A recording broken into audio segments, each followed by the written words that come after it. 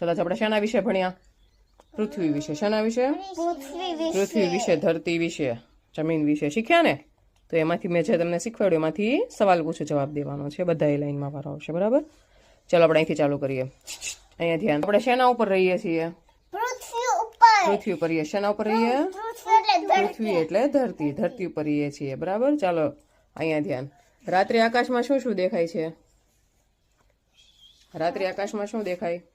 ચાંદા મામા, પછી તારા, વાદળ. સરસ. તો દિવસે શું દેખાય આકાશમાં? દિવસે સૂરજ દાદા, વાદળ, પછી પક્ષી દેખાય. પક્ષી દેખાય. સરસ. ચાલો સરસ. હવે બાજુમાં તનુ દીદીને. ચાલો તમન્ના, આકાશમાં તારા કેટલા છે બેટા? લાડ બધા છે. આકાશમાં તારા કેટલા છે? લાડ બધા. આપણને ગણાય એટલા છે? નહીં. ચાલો યુવરાજ નો વારો.